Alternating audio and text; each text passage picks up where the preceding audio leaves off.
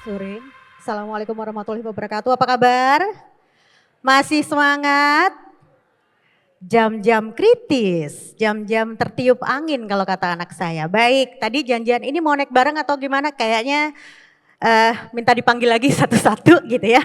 Baik, mudah-mudahan energinya masih ada.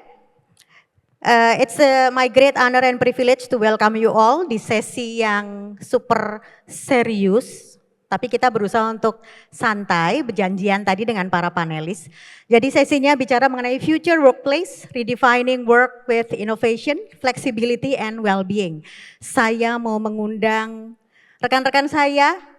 Kayaknya saya mulai dari Another Purple yang hadir hari ini, Ibu Tina T. Kemala Intan, Director of Human Resource PT Pupuk Indonesia Persero. Ibu Tina ujung ya, berbagi karena ternyata blocking warnanya sama ya, jadi kita ungunya agak jauhan. Nextnya saya panggil yang terhormat Mas Wing Antariksa, CHRO dari Bluebird.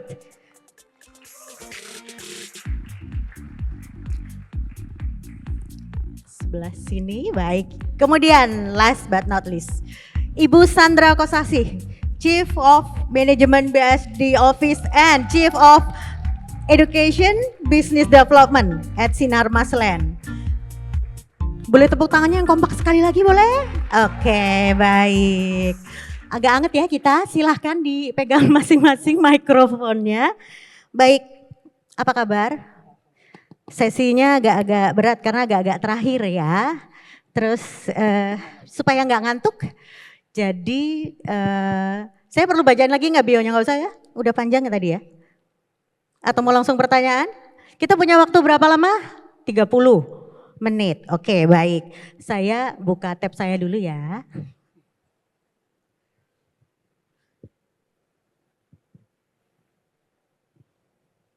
Terus tabnya agak ngambek nih karena dari tadi dipegangin mulu. Oke, baik.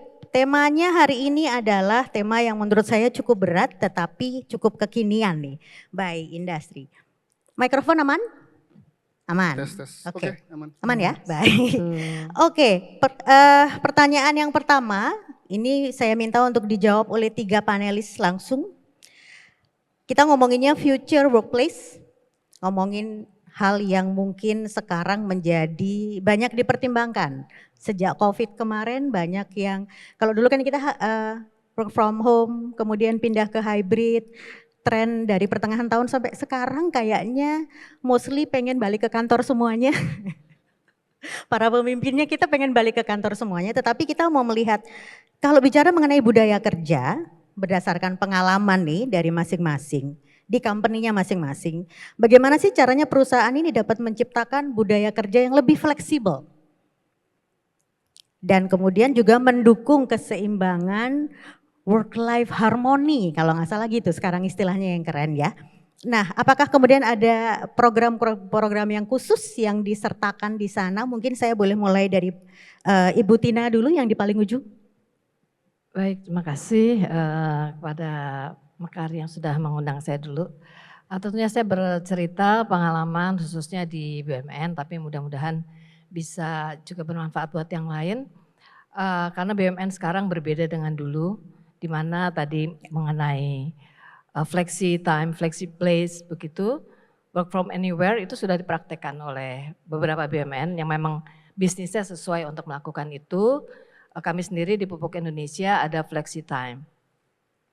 Ya betul, jadi kapan dia menyesuaikan dengan karakter pekerjaannya. Kalau memang harus office ya tetap office. Yeah. Kalau yang shift-shiftan nggak bisa ya flexi, tapi yang office itu lebih memungkinkan. Apalagi sesungguhnya kalau di Jakarta yang pekerjaannya mendesain, merancang sesuatu, pagi-pagi dia morning people, kalau harus jalan dulu keburu kusut ya. Nah, jadi flexi time itu sangat penting. Nah, kembali ke kantor masing-masing bagaimana tadi dengan teknologi dibantu untuk tracing apakah dia bekerja atau tidak. Karena WFH itu sering ada kecemburuan misalnya dari orang pabrik, oh WFH ya, kesana tuh WFH tuh libur, padahal enggak, kerja juga gitu. Jadi bagaimana memberi pemahaman di satu perusahaan dengan bisnis yang beda, dengan nature of work yang beda, tapi dia bisa saling menerima bahwa memang masing-masing punya kekhasan sendiri. Jadi dari segi fleksi. Dan kebetulan 85% di pupuk itu anak muda. Oke. Ya, Boleh jadi berapa persen tadi Bu Tina? kenapa? Berapa persen? 85%. 85%. Ya, Oh. anak muda. Jadi anak-anak sekarang kan tentunya dia bekerja nyari employee experience-nya ya. Dia lebih mengedepankan apa sih untuk karir kita, saya mau berkembang seperti apa, saya bisa bertumbuh nggak di perusahaan itu, nggak semata-mata ngelihatnya monetary, uang. Nah sehingga bagaimana kita menciptakan suasana kerja yang nyaman buat generasi mereka begitu. Nah jadi policy-policynya juga kita arahkan ke sana, activity-nya juga kita adjust karena ya sekarang nature-nya karyawan seperti itu. Itu dulu dari saya. Oke, baik. Terima kasih Bu Tina. Jadi bahkan sebagai institusi yang formal gitu ya, BUMN pun sudah terjadi perubahan ini ya Bu Tina. Oke. Bu Sandra mungkin mau berbagi juga? Secara background mungkin ada teman-teman yang tahu saya itu berapa ya 26 tahun adanya sebagai human capital. Yes. Nah, lalu kemudian saya dirotasi ke bagian yang lebih kepada aset office BSD dan juga menjadi education BizDev. Nah, mengenai budaya kerja yang saya mau highlight di sini lebih dari sisi Sinar Maslen sebagai property developer ya. Jadi budaya yang diciptakan di sini kan di sini smart city. Jadi kita mau di sini juga smart people. Jadi smart behavior ya. Jadi saya mau angkat budayanya di Sinar Maslen itu lebih ke arah smart, inovatif dan juga kreatif ya. Ada satu lokasi kita Digital Hub mungkin nanti akan dibahas lebih panjang lagi. Di situ kita membuat satu area yang benar-benar mengendorse orang itu untuk kerja lebih produktif. Kita punya Green Office Park, Digital Hub yang juga kalau dilihat itu orang sering keliling. Katanya kalau manusia itu menurut studi ya sering jalan di dalam nature itu tingkat kortisol levelnya menurun. Jadi stresnya turun. Jadi orang kalau banyak jalan di situasi yang hijau-hijau itu lebih produktif karena dia stresnya menghilang. Nah, jadi itu yang kita create ya, satu budaya yang smart gitu, yang inovatif dan tetap fleksibel. Jadi setiap hari kita bisa pakai smart casual.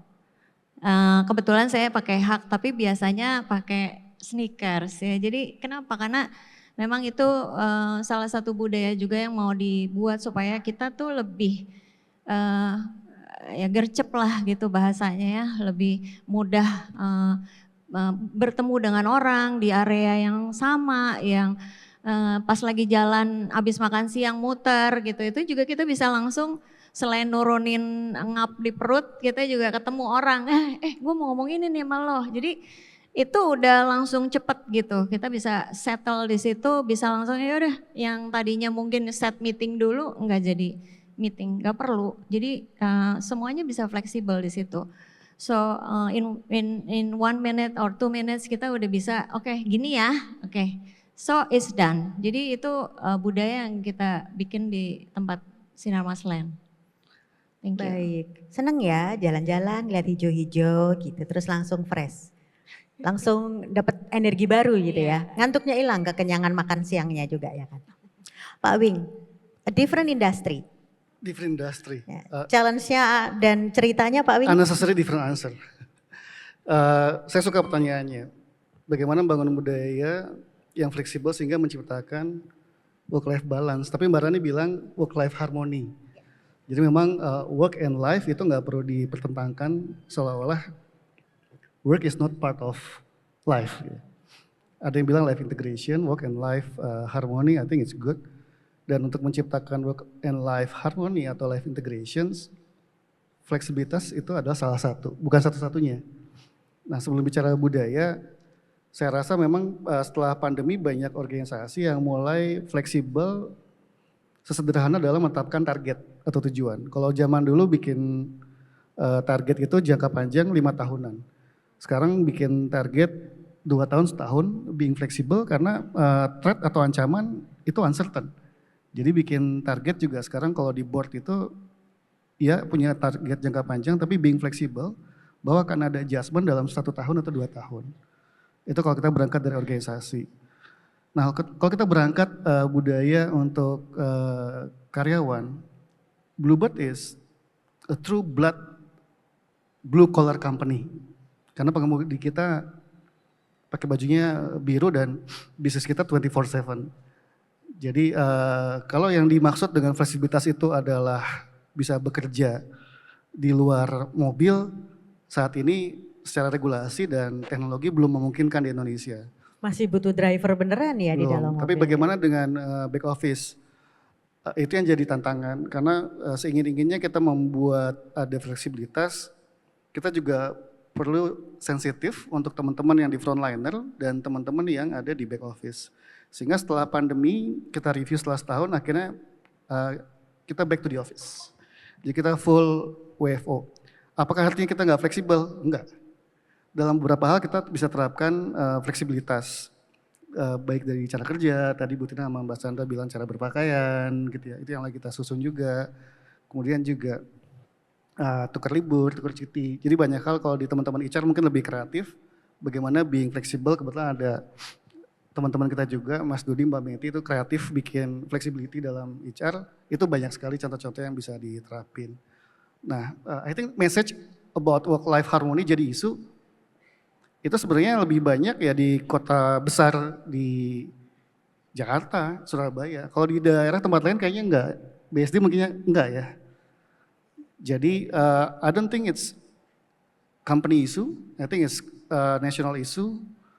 Jadi mesti dipertimbangkan bukan hanya perusahaan, tapi bagaimana commuting itu nggak makan waktu, sehingga memang isu fleksibilitas dan work-life harmony itu muncul karena memang waktu yang dihabiskan dari dan ke kantor itu bisa berjam-jam. Makanya kalau ada gubernur yang mendorong gimana kalau tinggal di PIK kerja di PIK atau tinggal di BSD kerja di BSD, ya saya sih senang kalau bisa kejadian gitu. Jadi itu artinya memang supaya telekomutingnya nggak terlalu lama. Oke. Thank you. Kalau kejadian ya Pak? Amin. Kalau saya kirim CV ke Bu Sandra berarti biar bisa tinggalnya di Silakan. BSD juga. Oke. Ada lagi nggak Mas Wing? Atau saya boleh lanjut dengan next questions? Boleh? Oke, pertanyaannya sambungannya sih sebenarnya. Kalau tadi kita bicara bagaimana kita creating budaya kerjanya. Nah sekarang pertanyaannya, how to make sure that our employee got the access untuk bisa itu tadi work-life harmoninya. Nah sekarang saya balik, kalau tadi dari ujung ke sini saya balik, sekarang dari Pak Wing dulu baru nanti Bu Sandra dan Bu Tina. Ya. Tidak semua itu punya peran yang sama dalam perusahaan. Jadi yang namanya kesetaraan itu bukan berarti semua dapat yang sama. Kita sama-sama tahu semakin tinggi jabatan jumlah cutinya pasti akan berbeda dengan yang tim di bawahnya karena alasan tertentu. Tapi yang jelas transparansi itu jadi kunci. Jadi kalau pertanyaannya adalah bagaimana caranya, transparansi itu mesti dijelaskan. Dan kemudian juga untuk konteks fleksibilitas. Saya suka mengenai fleksibilitas karena seringkali fleksibilitas itu equal dengan full otonomi untuk tentuin saya mau kerja di mana aja. Buat saya nggak begitu. Gitu. Karena faktanya 50% warga kita yang bekerja, yang mungkin nanti akan kena potongan tabungan pensiun, itu adalah sektor informal. Teman-teman yang hadir di sini adalah sektor formal yang mungkin punya pekerjaan. Kalau kita bicara dalam konteks nasional, hanya sekian persen, nggak nyampe 50 yang bisa mungkin menerapkan fleksibilitas. Dan saya yakin sebagian besar ini ada yang business owner juga akan pusing kalau karyawannya nggak hadir ke kantor, sementara kantor membutuhkan atau pabrik membutuhkan mereka bekerja. Jadi yang pertama adalah tidak semua peran. Terus kemudian memang apakah menjadi prioritas Indonesia atau negara berkembang lainnya ini agak berbeda dengan fleksibilitas di luar Indonesia, contohnya negara maju. Karena mereka itu adalah style of living, kalau saya mau cuti 6 bulan gantian sama istri atau suami. Contohnya negara-negara Nordik, karena saya pernah kerja di negara-negara Nordik, itu bisa gantian cuti suami sama istri, kalau sama-sama pekerja. Kalau di kita belum ngomong style, kita ngomongnya survive for living, gitu. Jadi kita masih bekerja untuk dapat standar, karena as a nation aja kita trap bukan lagi middle income, tapi bisa turun gitu. Jadi I think as good as it sounds mengenai fleksibilitas, tapi kita mesti punya PR bagaimana jumlah tenaga kerja, jumlah lapangan kerja, investasi bisa masuk, sehingga pada karya yang akhirnya membutuhkan banyak orang bisa terserap, karena kalau misalnya banyak pengangguran ada risiko tingkat kriminalitas dan lain-lain akan terganggu. Jadi I think it's good not only a business issue, it's not only company issue, tapi isu sama-sama untuk kita bahas. Nggak ngejawab ya? So I give you another homework sebenarnya untuk kita sama-sama mikir. So even though judulnya kayak sederhana, but it's big issue yang menarik untuk praktisi, kalau ada praktisi HR untuk kita sama-sama diskusi. Ini kayaknya bisa nyambung sampai besok pagi atau hari berikutnya nih ya, karena diskusinya bisa panjang. Baik, Bu Sandra, any opinions dari Ibu? Akses ya kepada ini. Kalau dari saya lihatnya dari sistem itu kita punya satu intranet kali ya untuk semua karyawan bisa melihat policy apa terkait dengan benefitnya mereka, bisnis tripnya, dapat ruang apa kamar yang mana, dapat pesawat yang mana, itu medical limit dan seterusnya gitu. Termasuk kepada policy-policy lain misalnya promotion gitu ya, harus ikut mandatory apa dulu baru bisa dinaikkan ke posisi berikutnya. Dan juga ada fleksibilitas untuk mencoba karir yang berbeda. Jadi di Sinar Maslen itu banyak banget yang backgroundnya apa, kemudian ditempatkan di hal yang berbeda. Contohnya saya gitu, tapi saya bukan orang yang pertama, banyak yang seperti itu. Jadi akses kepada potensi ataupun opportunity yang bisa mengembangkan si karyawan tersebut lebih lagi itu sangat terasa gitu ya. Jadi kalau kita mempunyai yang tadi Pak Wing bilang transparansi gitu ya. Jadi kalau di sini nih memang selain yang tadi tertulis di dalam intranet menjadi policy bagi semua dan terbuka buat semua, ada juga hal yang bisa didiskusikan dengan atasan atau dengan siapa ya. Jadi mungkin sekitar 5 tahun yang lalu saya yang backgroundnya HR atau human capital itu ambil master dan saya punya tesis adalah gedung gitu ya, tentang making triple revenue source of income gitu. Jadi dari situ mungkin potensinya memang kelihatan. Yang penting itu kan sebetulnya ada proaktivitas dari si karyawan ya, karena tap in atau accessing apa yang bisa diberikan perusahaan itu seringkali tidak terbuka unless we do something about it gitu kan. Jadi mesti proaktif menyampaikan aspirasi ataupun menunjukkan dirinya bisa terlibat dalam proyek-proyek yang di luar dari normal atau di luar dari role biasa, ikut aktif gitu ya. Jadi di tempat saya tuh banyak project based responsibilities gitu yang kemudian menjadi channel untuk tap in into bigger or more more responsibilities or more opportunities. Dari saya itu. Jadi dua arah ya, bukan hanya perusahaan yang kasih fasilitas, tapi employee juga harus actively untuk menunjukkan bahwa mereka juga antusias dengan apa yang Mungkin di-setting ya. kan belum terpikir oleh perusahaan, jadi biasanya kan perusahaan punya konvensional atau yang structured ya, tapi if you wanna go something different, nah itu let's be proactive about dari it. people-nya. Oke, baik. Bu Tina. Oke, tadi bagaimana akses peluang kepada seluruh karyawan. Jadi prinsipnya kita mengenal namanya DEI ya, Diversity, Equity, dan Inclusivity. Kebetulan BUMN sudah mengimplementasi itu sejak 2 tahun lalu. Kita ada policy Respectful Workplace, Kemudian yang kedua ada employee well-being policy, di mana no discrimination, no harassment. Jadi itu disosialisasikan dan diukur setiap tahunnya dengan menciptakan whistleblower system juga. Jadi kalau ada karyawan yang merasa didiskriminasi, mengalami harassment, kita kelola dengan baik dan itu menjadi mandatori untuk seluruh BUMN begitu ya.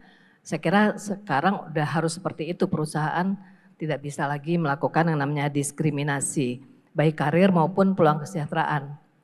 Kalau prinsip kesejahteraan dari dulu prinsipnya kita equal pay for equal job, for equal competencies dan equal performance, betul nggak?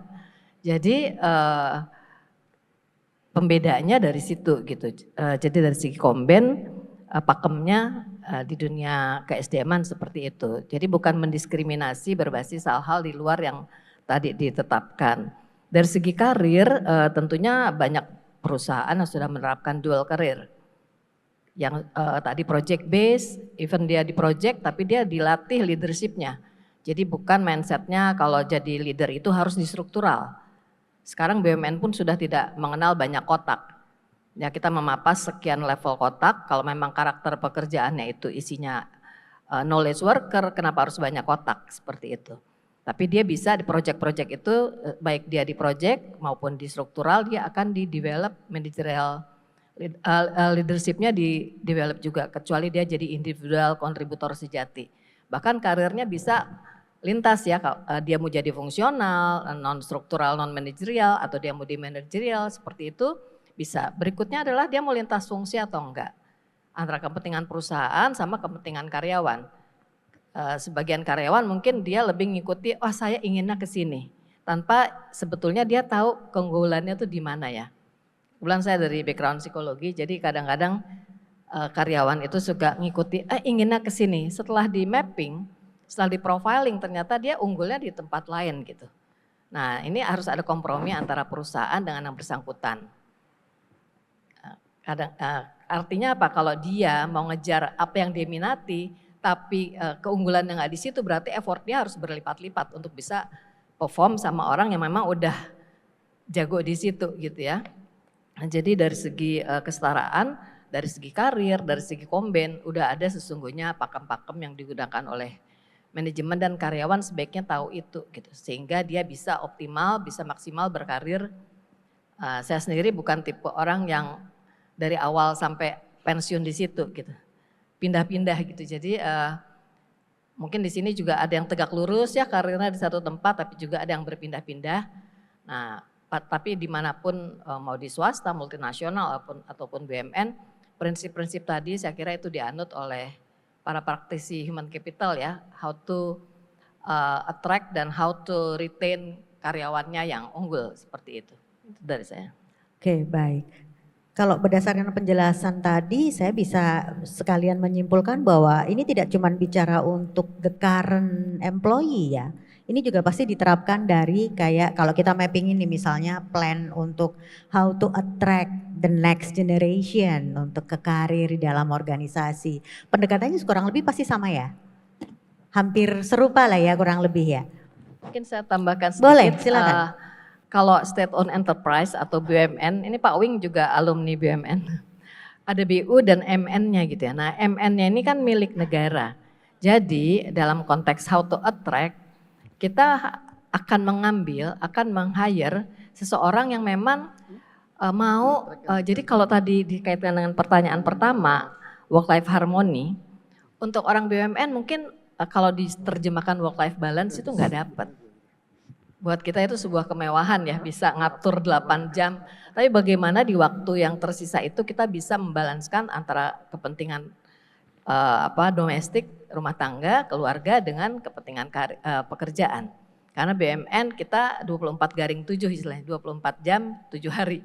Jadi nggak bisa misalnya Sabtu Minggu, besok aja deh Senin gitu, atau nanti malam besok pagi aja karena malam nggak bisa. Nah di BUMN agak uniknya di situ. Oh sekarang begitu ya Bu? Dari dulu. Oh dari dulu. Saya tahunya soalnya kebetulan temenan sama Bu Tina ini di Instagram ya. Jadi hari ini di Medan, besok bisa nyampe Bali atau bahkan nyampe Sulawesi gitu. Jadi panggil, dan itu bukan untuk jalan-jalan ya. Beliau pergi dinas.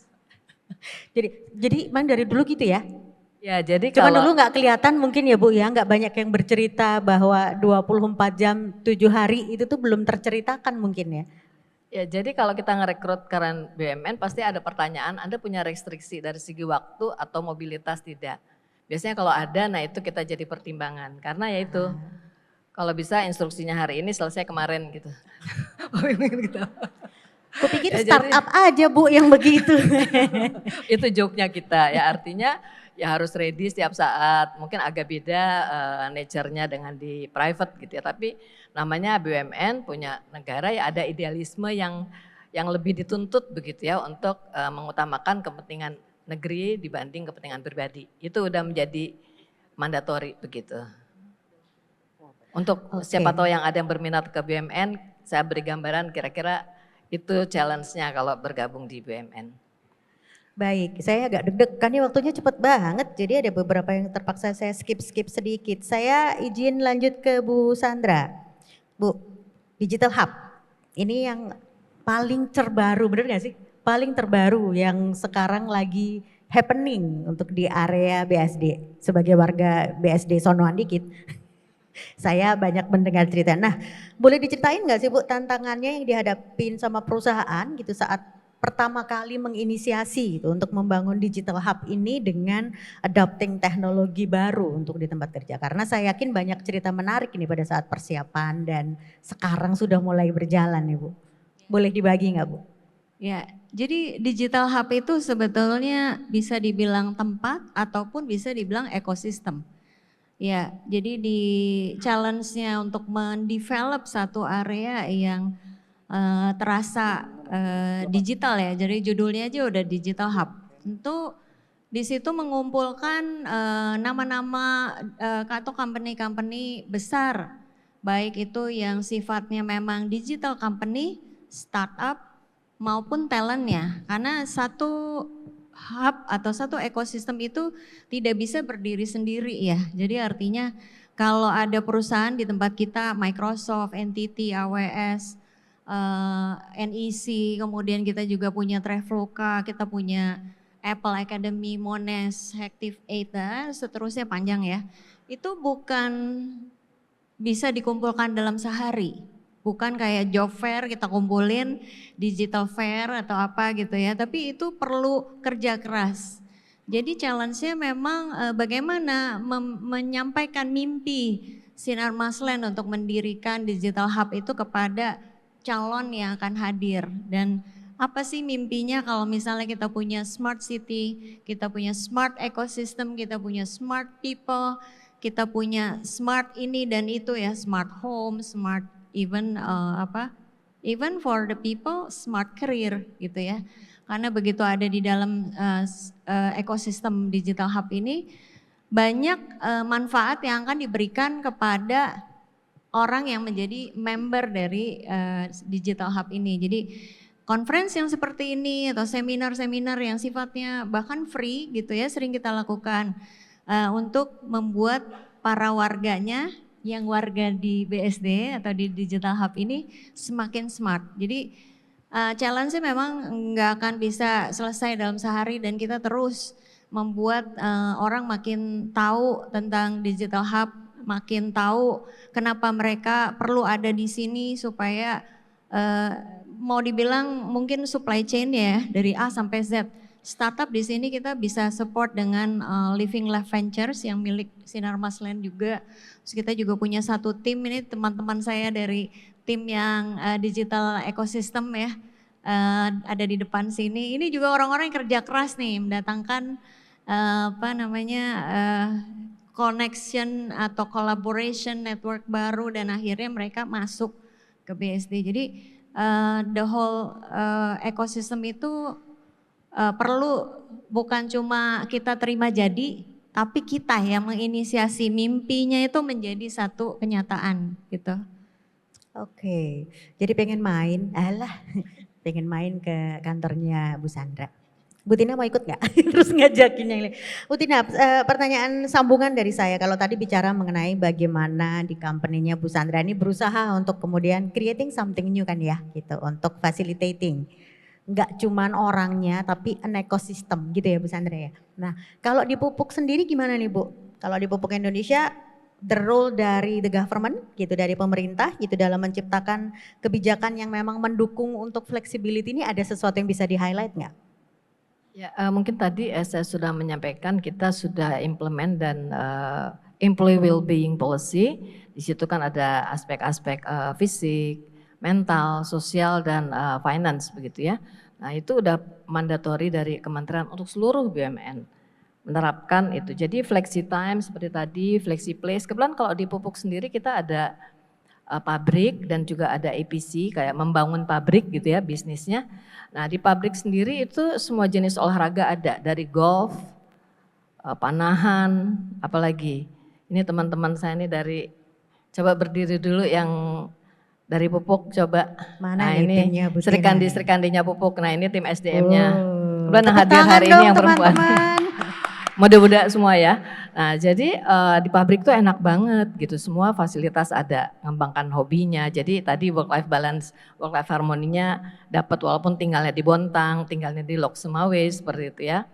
Nah jadi dari segi policy sudah ada dari Kementerian BUMN atas nama tentunya pemerintah, dan itu juga tidak hanya di Kementerian BUMN tapi seluruh kementerian lembaga sekarang mewajibkan respectful place policy dengan employee well-being juga mulai dijalankan. Jadi bagaimana karyawan menjadi lebih nyaman, tapi jangan Pakai lupa, tanda kutip ya. jangan lupa dengan berbagai penerapan hal-hal yang baru juga kenyamanannya kan berubah ya. Betul. Ada beberapa hal yang change management yang juga kita harus hadapi dengan serikat seperti itu ya, karena ada hal-hal yang juga mereka harus mengikuti kesiapan menyiapkan untuk go global, bagaimana digitalisasi. Ya. Respectful place juga mungkin bercanda-bercanda yang gimana dulu nggak apa-apa sekarang bisa jadi apa-apa kayak gitu ya. Nah jadi kan harus juga semuanya, dan tadi saya ingat di grup di sesi sebelum ini tone from the top gitu ya. Nah, jadi di BUMN juga wajib, seluruh dirut wajib menjelaskan tentang RWP tadi dan EWP. Jadi komitmen dari dirutnya ke bawah. Jadi kalau teman-teman kembali ketemu teman-teman BUMN yang saat ini udah jauh berbeda dengan yang dulu, kita juga mengadop best practices dari multinational company, dari perusahaan swasta juga. Terima kasih. Oke. Karena waktunya terbatas, saya akan sampaikan pertanyaan yang paling terakhir. Saya masih ngelewatin 3 pertanyaan ini tadi. Jadi saya mau ditutup dengan tips dari Pak Wing, Bu Sandra, Bu Tina. Mohon maaf ya, saya tuh lumayan ya sering nongkrong lah sama mereka. Dari tadi saya menahan diri karena biasanya saya memanggilnya tuh Mama Sandra dan Mama Tina. Jadi dari tadi gugup sendiri fokusnya. Mohon maaf. Nah, boleh nggak dibagi tips sama kita untuk para audiens juga, langkah yang penting nih untuk kemudian mempertahankan bagaimana we do the flexibility tapi tetap bertanggung jawab gitu ya ceritanya kurang lebih. Dan menghadapi momen-momen yang kaitannya dengan transitionnya di dalam organisasi. Mulai dari starting transformasi atau during the transformasi itu sendiri. Tips singkat saja dari masing-masing, mungkin mulai dari Pak Wing. Ya, thank you. Transisi atau transformasi ujung-ujungnya semua tim business owner ataupun HR inginnya perusahaan produktif. So the new currency of productivity is creativity. How to make a creativity at the workplace adalah involve flexible in decision making, ajak semua tim, invite, collaborate. Jadi fleksibilitas ya, kolaboratif, invite semua tim itu kunci supaya perusahaan bisa tidak hanya survive tapi juga bisa sustain. Itu dari saya. Silahkan. Kalau dari saya apa ya? Menurut saya ada 2 lah yang paling utama ya untuk kita mempunyai satu fleksibilitas ataupun inovatif dan seterusnya di dalam pekerjaan. Satu, be in the right environment. Jadi kalau kalian berada di dalam environment yang tidak membuat kalian bertumbuh, not developing apapun itu, baik karir maupun opportunity, chances ya, move. pindah. But if you do have, then you are in the right environment. Jangan pernah berhenti di zona nyaman, tapi cari sesuatu yang bisa membuat kalian lebih tertantang, lebih banyak belajar dan seterusnya. Then you are in the right environment gitu. Secondly, kalian mesti tahu what is your personal branding. Saya suka share dengan tim saya, what is your personal branding will determine where you gonna develop yourself. Jadi misalnya gini, kita itu mau mencitrakan diri kita sebagai apa? Analis, teknisi, coach, apa gitu ya, transformer atau apa, businessman atau apa.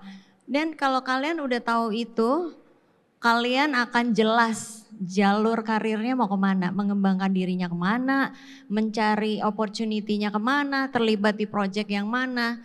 Jadi dari dua hal ini menurut saya right environment and then your personal branding you need to define, then everything will be on track gitu ya. Semoga sukses. Itu dari saya. Terima kasih. Lanjut. Ya, kalau mengenai transisi budaya, justru fase paling sulit itu di fase transisi. Transformasi itu bukan perubahan yang incremental, bukan perubahan kecil-kecilan. Kita fokus di 20% yang strategik untuk impact yang 80%. Dan pasti transformasi itu namanya kayak transformer ya, badan pasti sakit-sakit. Nah gimana kita melaunching sesuatu yang baru, membuat shaking karena comfort zone-nya pasti keganggu, tapi gimana supaya soft landing. Seperti itu. Jadi challenge saya untuk teman-teman di SDM bagaimana melibatkan seluruh lapisan leader, bagaimana menginfluence teman-teman karyawan dan juga bagaimana deal with serikat ya. Kalau transformasi tanpa melibatkan serikat juga itu pasti kemungkinan nggak soft landing. Nah, jadi ilmunya sesungguhnya change management. Ya, jadi bagaimana kita tadi betul sekali Bu Sandra bilang learning agility. Karyawan-karyawan yang learning agility-nya bagus, yang mau belajar terus, perusahaannya pasti bisa sustain. Karena bisnis nggak bisa cuma ngejar profit jangka pendek, kita harus grow. Ya, kita juga harus bisa memastikan sustain. Nah, dalam konteks sustain ini kadang-kadang karyawan ingin semuanya serba sekarang gitu ya. Ingin kombennya dinaikkan gitu, tanpa memikirkan kepentingan sebagian uang yang profit itu dijadikan modal kerja kembali kan seperti itu ya. Jadi bagaimana transformasi ini ngajak semua bergerak bareng tanpa membuat bahaya si perusahaan itu, dan kalau ada apa-apa dengan perusahaannya kan karyawannya juga kena dampak gitu.